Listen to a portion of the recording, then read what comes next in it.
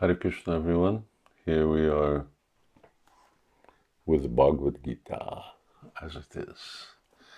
And let me just lean back here and begin on the 10th chapter, which is entitled The Opulence of the Absolute.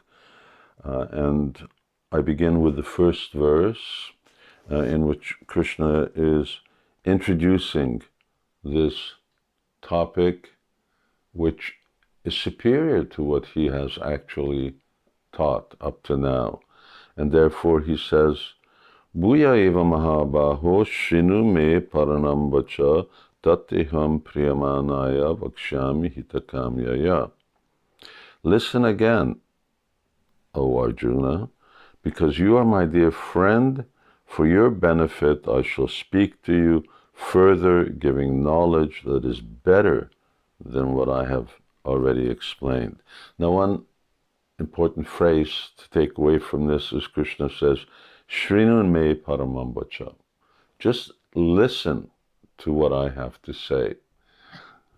Listening means really listening with faith. Are we really listening? Are we open and are we accepting Krishna with the very basic premise that he is the supreme, and therefore he's not giving some kind of relative opinion amongst many other philosophers. He is speaking the absolute truth. And what's he speaking here now is that he's giving knowledge that is better than what I've already explained. I've referred to this upcoming chapter in earlier recordings, and here Krishna is giving us a type of practice, a type of sadhana, which enables us to see the Supreme in the world around us, which means rather than being conscious of matter, we become conscious of spirit, of the Supreme Spirit. And that's a very exciting thing because, well, that's called Krishna consciousness, because it makes us aware of him rather than being aware of the immediate things that we see. We start to see what is actually behind that immediate vision and how it connects with the Supreme. But more about that later. And again, this paramambacha, that Krishna is giving layered knowledge, systematically knowledge that's higher than what you've done before. Well, why hasn't he given it all in the beginning? Well, obviously, because that's not the process of education. So it isn't that nursery school children, you can just all of a sudden lay out for them a university curriculum. They need to be brought through stages of education. Their intelligence needs to be built. Their minds needs to be expanded. They need to derive the proper qualification. So throughout the chapters of the Bhagavad Gita, Krishna is elevating our qualification. He's making us more and more qualified. And this isn't the end. This isn't the PhD of Bhagavad Gita. Krishna will be giving more confidential knowledge, most confidential knowledge, because that's what education is all about. So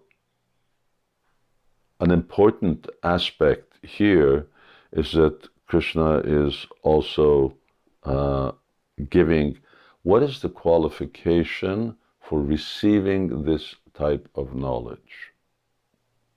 And he says, Yatteham priyamanaya, because you're dear to me, because you're my friend. So knowledge becomes realized. It becomes more than information. It becomes real, acquired, substantial knowledge when it becomes manifest or realized within. And for that Priyamanaya, one has to become, well, here in the translation, Prabhupada says, because you're my friend. Are we Krishna's friend?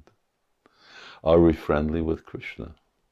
Are we open to Krishna, not just in an official way, but can we go beyond that?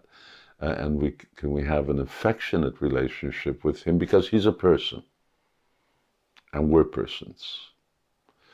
So Krishna says, because you're dear to me and I'm dear to you, therefore I'll give you further knowledge, because it's further knowledge about himself.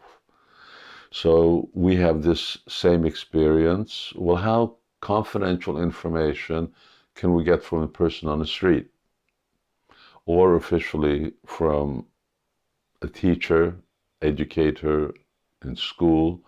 Well, they'll tell us about the subject matter, but what about information about themselves? Hey, that's private. But to their friends, then they confide and they tell other things that they don't tell their students or just anyone on the street. So, in tandem with acquiring knowledge of the Bhagavad Gita, our affection towards Krishna needs to actually grow in order that these words become realized within the heart, that they really gain substance. And how does that happen? Because alongside of the study of the Bhagavad Gita, we should be by now, and it's no secret, living a certain kind of life and chanting Hare Krishna. Hare Krishna, Hare Krishna, Krishna Krishna, Hare Hare, Hare Ram, Ram Ram, Hare Hare. And as we chant Krishna's names, our affection for Krishna grows. So, listen to me. Krishna's asking us, really listen. Not open our ears, open our hearts.